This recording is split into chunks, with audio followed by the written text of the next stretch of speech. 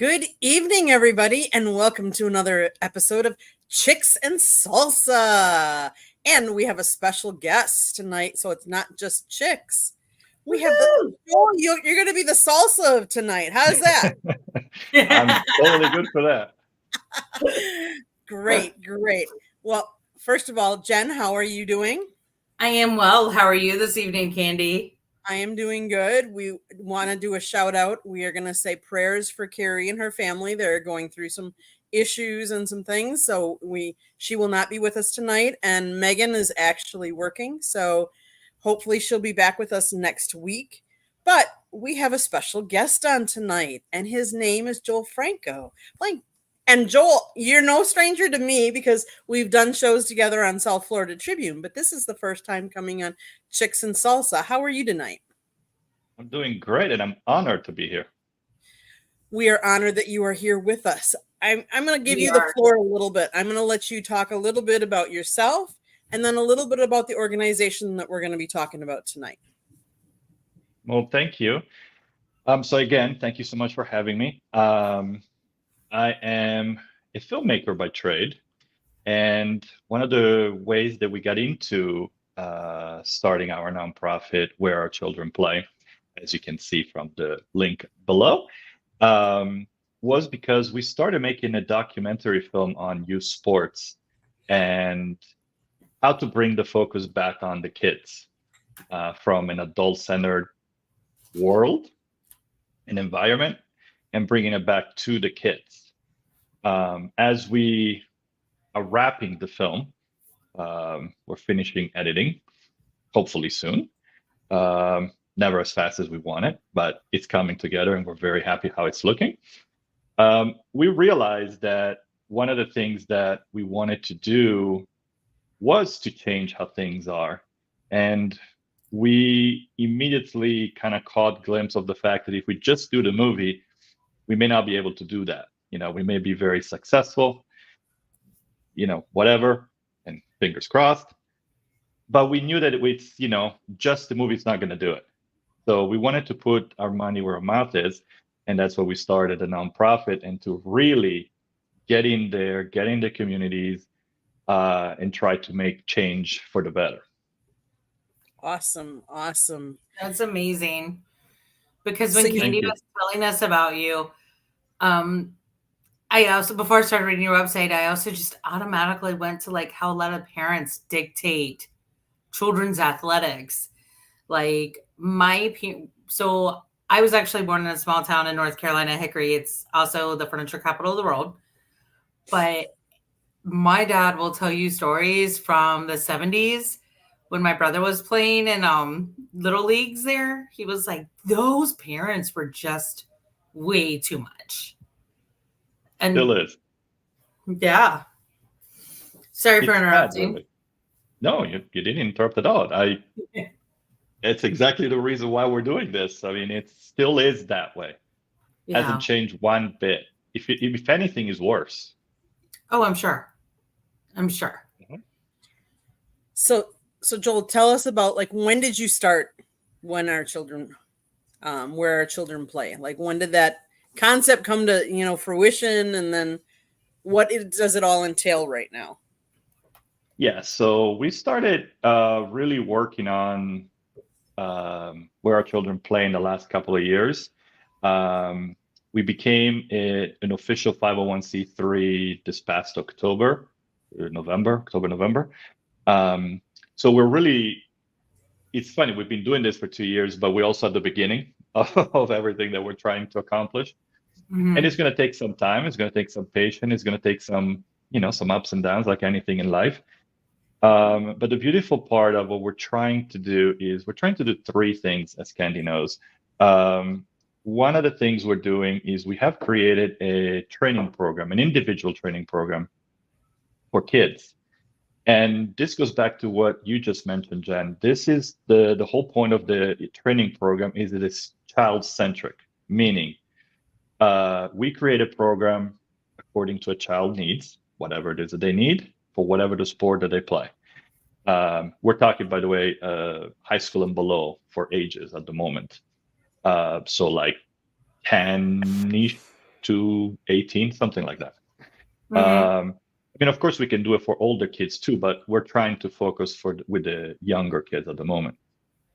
And the idea is that because it's child-centric, it's the child that decides not only to do it, but it's a child that has to be active in doing it. And by that, we mean once we create the program, the child has to tell us it's too easy, it's too hard. I don't like this exercise. Can I do another one? Which is perfectly logical questions. And that's Sure. that's what we do. Well, my Shalane Miller, my partner, does. She makes the changes, she adjusts it. And the reason we do it that way is because we want the kids to own their exercises, to own their practice, to own what they're doing, because that's life later. It's a great way to learn how to value yourself and to understand, hey, these things I can do, these things I cannot do. And so now let's work around it, just like you do in any job that we will have, or at school, or wherever you're going to do. And we have found that when we do it, and the way we do it, the way she does it, which is why I love working with her, is because we explain things to them. We don't tell them what to do. We say, hey, these are the things you should be doing. These are the reasons why you should be doing them. Let's talk about it. And we focus a lot on their schedule, because kids today, in general, not just athletes, are way overscheduled. I mean, it's insane. It's like, I don't think the president of the United States has a schedule that tight as the kids have today. It's insane. Yeah. And because of that, we need to be conscious of that, and we need to talk to the kids. Hey, what is your schedule? Because so many kids are going to bed like at 11 o'clock at night or worse. And then in Las Vegas, where I am right now, kids go to school at 7 o'clock in the morning. If you go to bed at 11, 7 a.m. comes real fast. And kids are kids are drained, dead out. And so, and the whole point of what we're trying to do is not just physical, but it's also nutritional, meaning we help kids develop a better eating habit. And again, in a way that we teach them what they're doing, not by just telling them don't have ice cream, because that's never going to work. But why not don't have pizza before a game? Have pizza after, but not before. For example, it's like one of those things. But if you just tell a kid, well, an adult too, don't have a donut, or don't have pizza, or all those goodies, don't have chocolate, whatever it is, they're going to be like, yeah, whatever, I don't want to do that. But if you explain it to them, like, hey, it's not about the chocolate or the pizza, it's when you have it that is the problem. Now, obviously, you shouldn't be having pizza every day. That's not exactly the healthiest of things. But having pizza one time is not a big deal. Right. It's having pizza or a donut or a cheeseburger at the wrong time that is going to affect your performance, whether it's practice or a game. And we've had comments like that where we had kids tell us, oh my God, now I understand what you were talking about. And then they change it, but it's something that they had to recognize. It wasn't something that we had to force on them. They had to understand it. And then the third aspect of the program is the mental part. So Shalane is in touch with them. I mean, I cannot say every day because things happen, but regularly during the week when we have kids. And the idea of that is to keep track of what's happening. Because kids tend to listen to coaches more than they listen to their parents. It's always been like that. It's normal, totally understandable. It's easier sometimes to talk to a stranger than it is to talk to your parents. You're afraid of your parents sometimes, right? And the idea is exactly that, because I'm a coach too. So we understand what they're going through. So when they talk to us, it's different. And we can kind of go the back way. And in doing that, then we bring the parents in, because no child can function by themselves. Right. You have to have, I never understand when sports clubs or organizations, they have like this obsession against parents. And it's like most parents that I have met are great people. They're They trying just to want the do best for their kids. exactly. And most of the times they don't know they're doing something wrong. Right. They're trying to compete in a world that they think is having their child behind. And they don't realize that they're not doing that. But if we don't show them how to talk to each other, it's never going to work. Again, it goes back to the same thing. It's like when you talk to your boss, if you tell your boss to, fight it, not going to work. But if you talk to your boss, yeah, maybe it's not going to get you what you want anyway, but at least you have a conversation. Exactly. You're trying to find a base, right? And that's what we're trying to do, to bring everybody together so that the kid, though, is still at the center. And the kid is dictating what he or she is doing. So that's the first thing we're doing. And, we are creating camps that we're hoping to launch as soon as we can. But we want to do it right. And the beauty of it, we're trying to do this both here in the United States and abroad.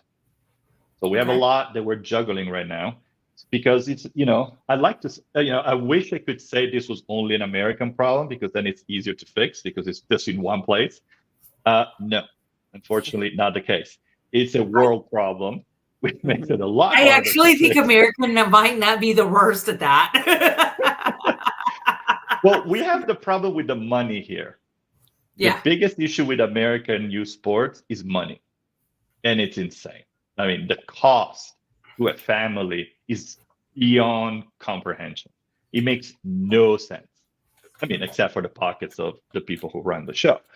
So we want to create these environments where that's not a problem. Where parents can go, oh, wait, you can spend a lot less and you can do all of this? That's amazing. Then that's the hope, right? Right.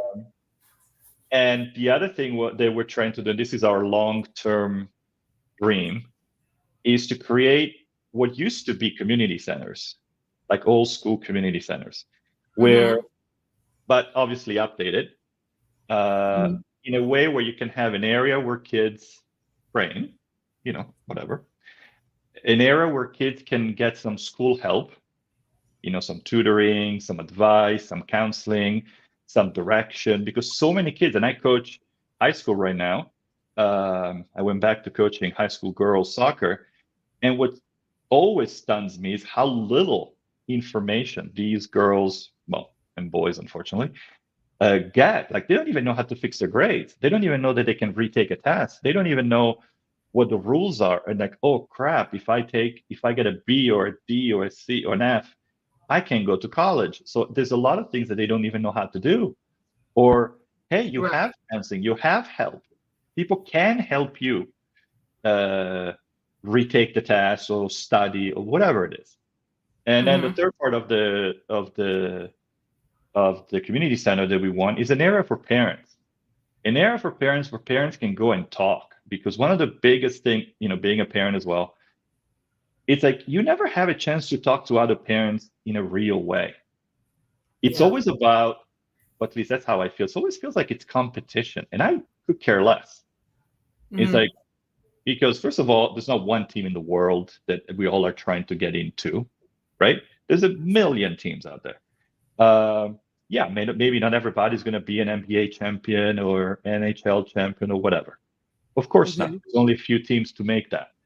But there are other ways that you can contribute to play and get there. Not everybody's going to be a quarterback at USC or whatever, Michigan, or whatever it is. So what? You can be a quarterback at another school, right? Exactly.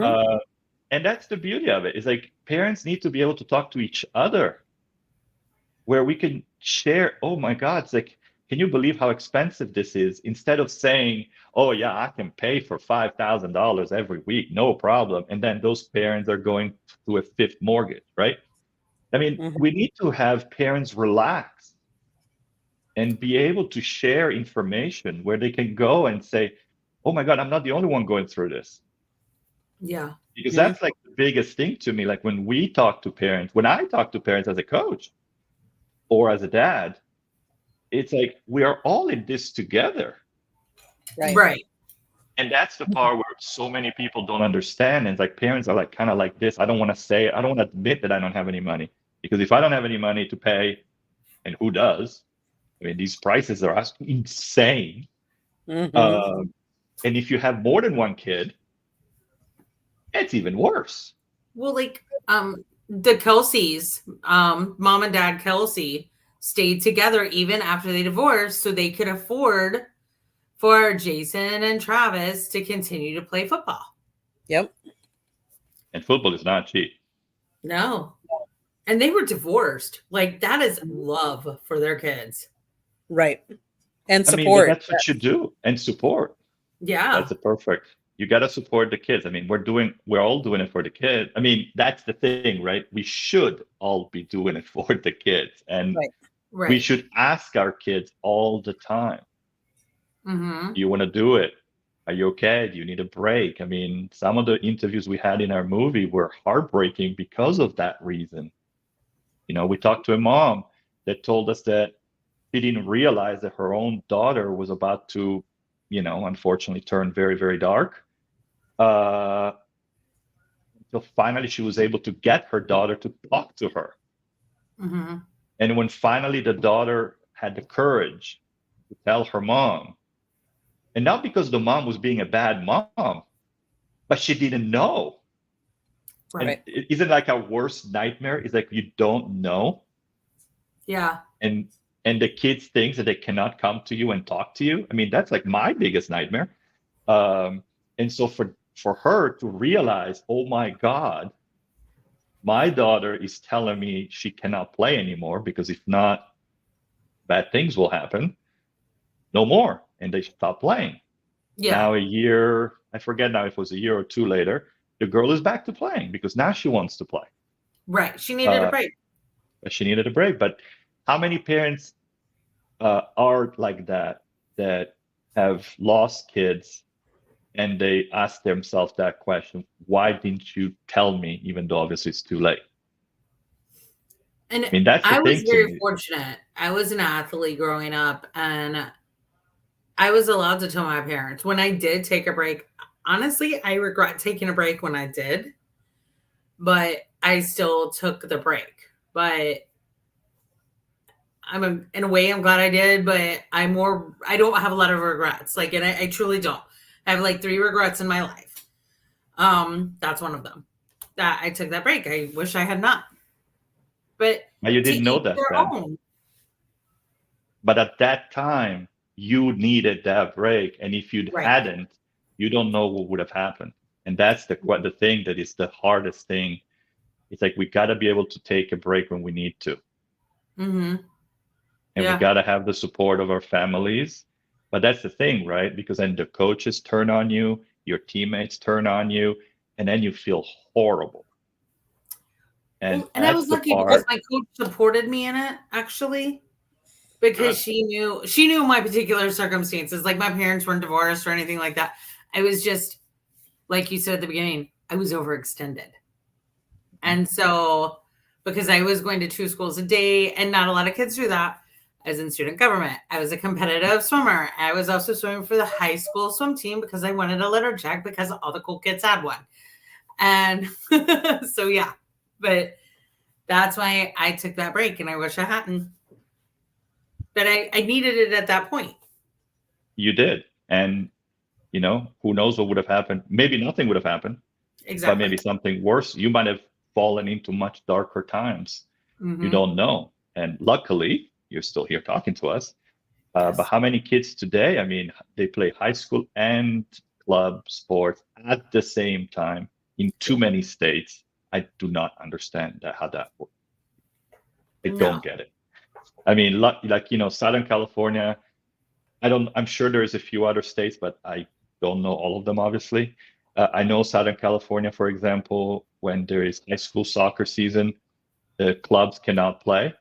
So for those 2 months, 2.5 months, whatever it is, there's a shutdown in club activities, which is great because at least it gives an opportunity to the kids to play high school if they want to. Right. Mm-hmm.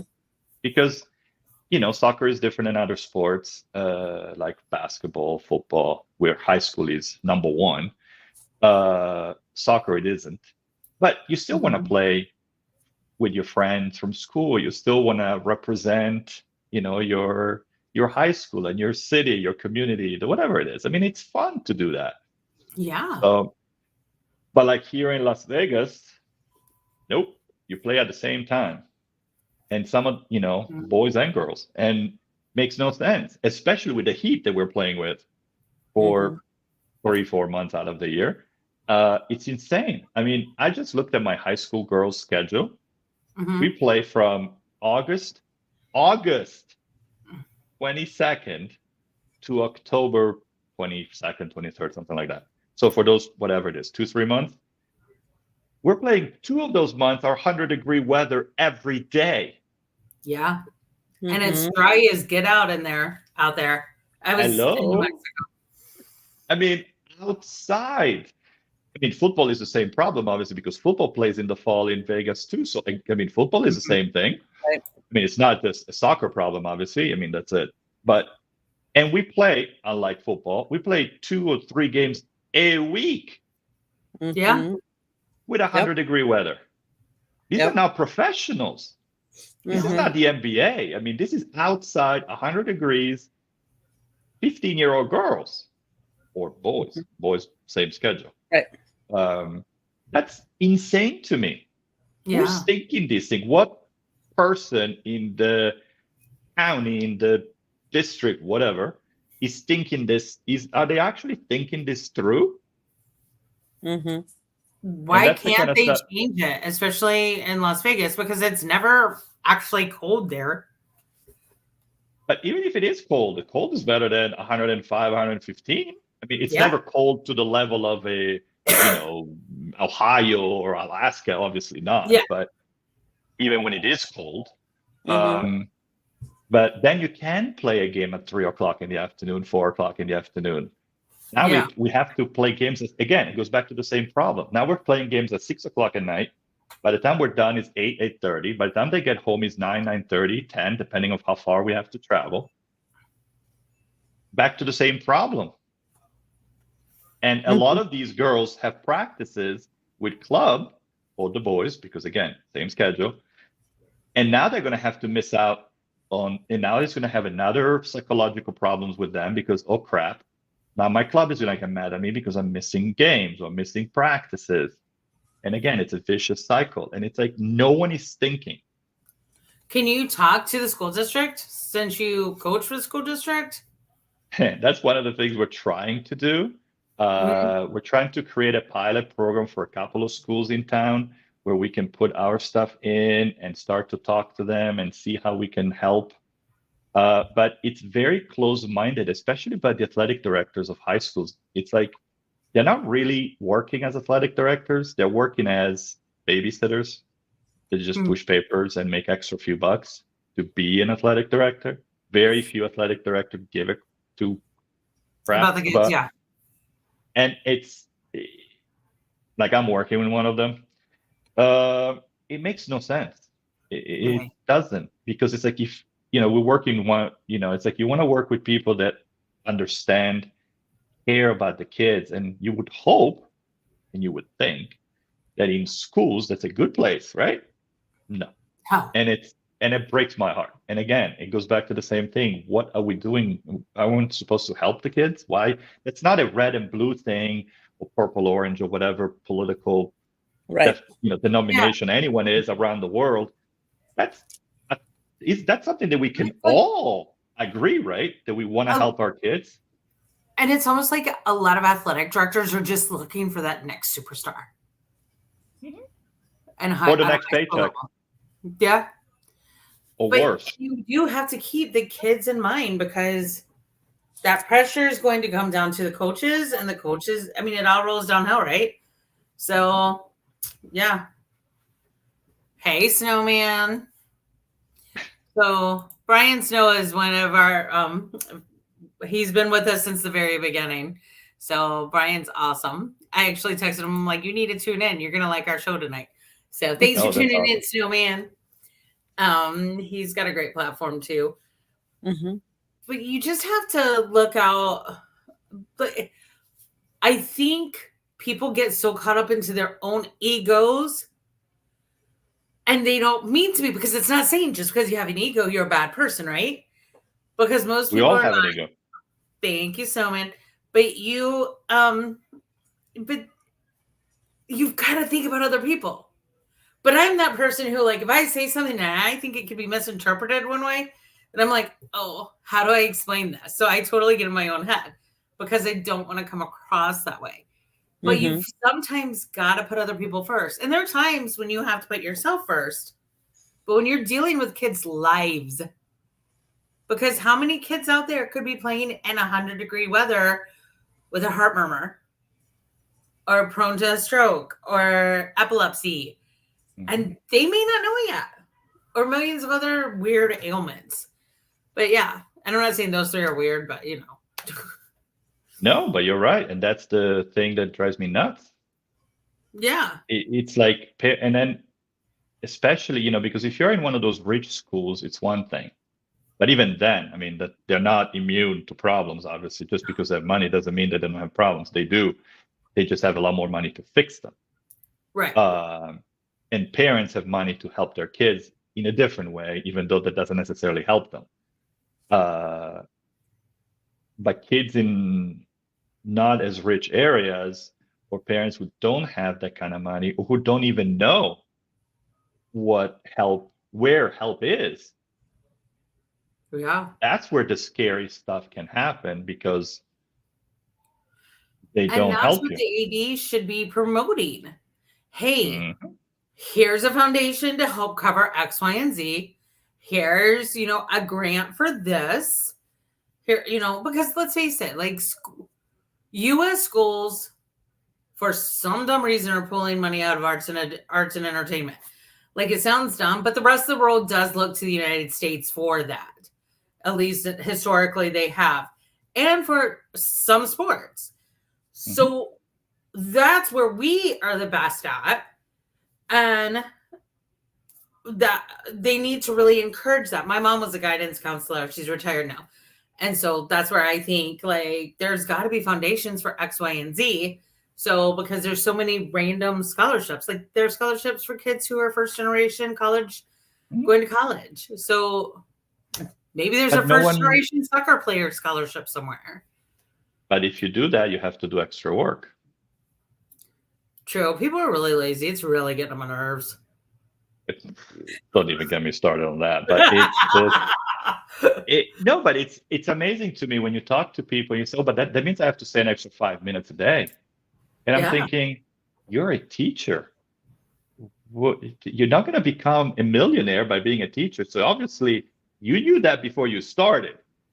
Right. So why don't do it right?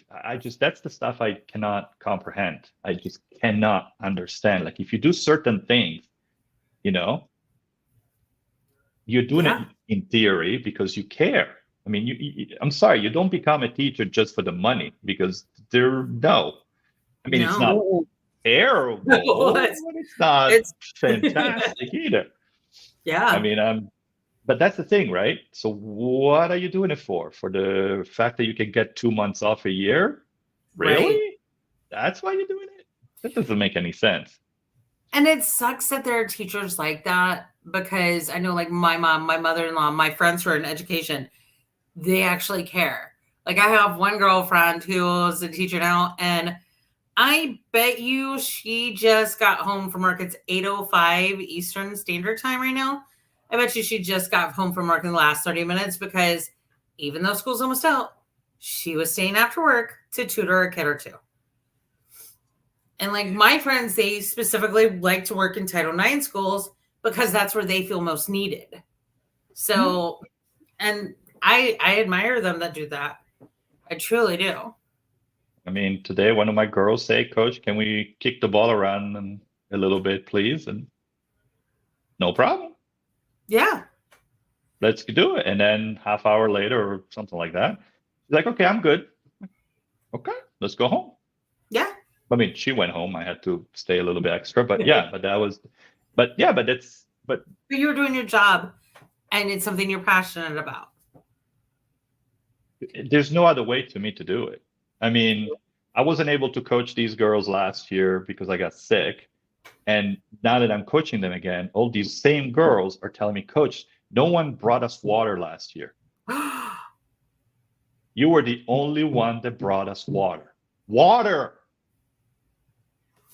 That's an ED's job. Make sure your kids are hydrated. I was a swimmer and they made sure we had water. I had to buy water for my girls because no one was giving us water. They would lock the ice. And when finally I said, can I have the key to open the ice so I can get ice for the girls? Oh, well, it's for the football team.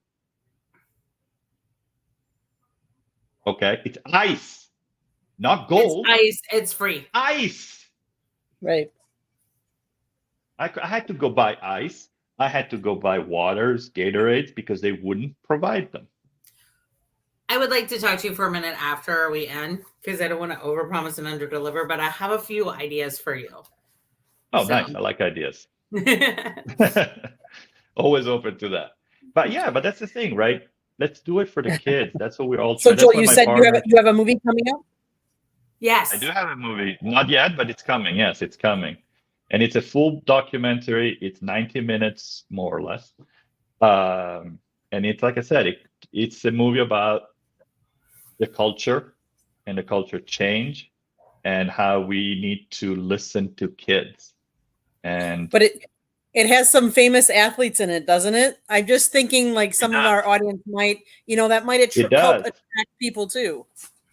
Luckily, yes, it has. We were lucky enough to get Tom Glavine to talk to us, the former baseball player, Hall of Fame pitcher. We have John Smoltz, who also talked to us. And the funny thing is they talked to us like so long ago. It was like during COVID. And we were so lucky and they're amazing. I mean, they're truly amazing people. Even off interview, like when I got a chance to actually chat with them, like as human beings, they're like really good human beings. We had like a few other people, but some of them unfortunately had to end on the cutting room floor because if not, it would have been a 3-day long movie. So we can't put everybody in there. Right. But yeah, it's we were lucky to have the two of them, and they were spectacular. So I hope they'll like the movie when it's done. I really do. Mm-hmm.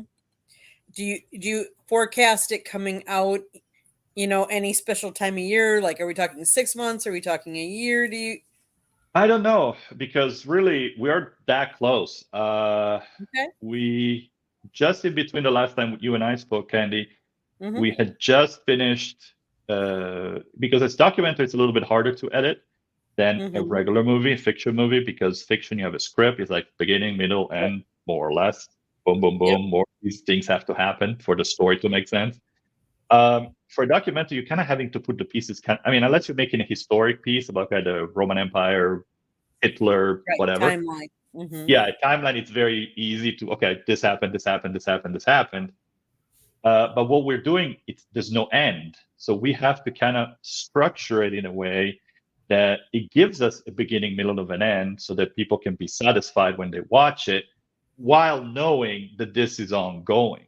So that took us a little bit of time to figure out how we wanted it to be. But now we do. We've been wanting for a bit, but then you need to start moving the pieces to make tell that story. So unfortunately, my editor has been doing 3 other jobs at the same time. So they pay him a lot more than I have been paying him. So he had to put us a little bit on the back burner, but and I'm so happy for him that he's working and doing well. But I have to wait for him a little bit. So once he can come back to us, we should be able to wrap that up. And then it depends on the distributor what they want to do. Our idea is to put them in festivals first, create a nice buzz. We also want to be able to tour with it. Go to schools, go to organization, go to different places, and have like Q&A with people, because again, it's about bringing everybody together and talk, have this conversation. Like the people that we have shown it so far, a dear friend of mine who knows almost everybody in the movie, except for Tom Glavine and John Smalls, who knows the kids in the movie, even almost all of them. I've been talking about this movie for years with him, and when he watched it, he called me 3 days later, say, "I still have questions. I gotta talk to you." I mean, that movie is still, and so that's what I'm hoping. We are hoping to achieve. It's like we want people to ask questions, to feel like, oh, wait, am I like that? Or no, I would never do that. Or, oh my God, I am like that. You know what I mean? Whatever it is, but ask the question so that we can work together to make it better for the kids. You're right there in Vegas. Have you thought about reaching out to Mark Davis? Yes, I have. To a lot of the pro teams in town, not just them. But I want the movie done before I do, because a lot of these, when we kind of try to talk to them, not just the Raiders or the Aces, but in general, there's a lot of, well, show us when it's done. Okay. So there's a little bit of, but you know how people are, they dismiss you if someone else is not saying it, it's popular. But no, we want to. What strikes me is he's cares so much about his players on both the Aces and the Raiders, but specifically the Aces. Like, he even got in a little bit of trouble because he was giving all his girls endorsement deals. And I'm like, what's wrong with that? If they're legitimately doing it. I don't understand what that was all about. Like, the girl, I think they have it up because their Aces have been winning and nobody wants the team to do well. There has no reason to. It's like, wait, everything was above board. Everybody knew about this. It was just an endorsement deal to help players who don't make as much money as the NBA players. No, apparently that's not good. I don't understand. But you're right, though. He does care for the Aces. And the Aces is one of the groups I really want to reach out to once we're a little bit closer to done. Because I think that those ladies on the team, those players, really care for the community as well. And they've been in the community. They care about it. They stay here. They don't just like, oh, I'm going to live in LA, but I come and play in Vegas. No, they stay here. Kind of like the Golden Knights. Same for the Golden Knights. People stay here. They really care about, I mean, the Golden Knights has been a love affair with the town since the unfortunate tragedy that happened years ago when the Golden Knights started, the whole 1 October disaster, horrendous event. But they are here. They live here. Raiders, not so much. But they also just started. We can't expect. Well, and honestly, like most NFL players will go home and do like camps and things in their off season, but with the changes that the NFLPA and the NFL are making, I'm interested to see how that will impact the summer camps. But we'll find out in a couple of years. That's where you step in, Joel. That's what we hope so, but that's what we're trying to do. We're trying to work with a lot of different people, and but we're in the, it's hard to break, to get to that first. We have a lot of bites, but so far people are still a little bit on the fence. But I mean, that's what we're doing. I mean, we know this is a long-term thing for us. This is not something, oh, let's do it for a year and then, okay, let's do something else. No. With myself, Elaine, our other partner, Reed Mulby, we're doing this because we care. We're doing this because we want to do something. We see the problems and we want to change it. So we're not here just for the 5-minute thing. Right. Well, Joel, Candy has to go over to her other shows. Do. We would love to have you back on again. Would you be willing to come back on? Like, especially our co-host Megan is very involved in the WNBA. Carrie has some connections of her own as well. But we would love to have you back on. Would that be possible? Absolutely, please, anytime. Okay, And hopefully, maybe we can bring my partners in too, so Yes. they can. Sure. Yeah, So we hopefully, did. we can do that too. I actually went on site 2 or 3 weeks ago for somebody who to their show. I can't come on site to you guys because I'm in North Carolina, so you know. But my brother-in-law lives near you. So There you go. well, everybody, if y'all have any questions or have anything topics you want us to discuss, I know like actually baseball's been really hopping lately, but let us know. Candy, Megan, Carrie, myself. Let us know if you guys want to talk about anything. If you have any questions about how to get in touch with Joel, he's going to tell you right now. And then we'll also put it on our Facebook page as well. Yes, so thank you. Obviously, the website is number one. And you can always find us at Twitter or X at Doc Youth Sports, and Instagram, The Real WOCP, and Facebook too. It's Doc Youth Sports. Okay. Candy, are you friends with him on Facebook? I know we have his link up on our site, and we've had him on our show. So yeah, Okay. we'll get. I'll find it and I'll join you, and then I'll link you on our Facebook page too. Sounds good. Thank you, Joel. Thank you, We really appreciate guys. you coming. Thank you. It was my pleasure. And everybody head on over to the South Florida Tribune to see more of our lovely Candy. Thanks. And that guy, Scott, she's married to. We'll see you guys. Bye, y'all.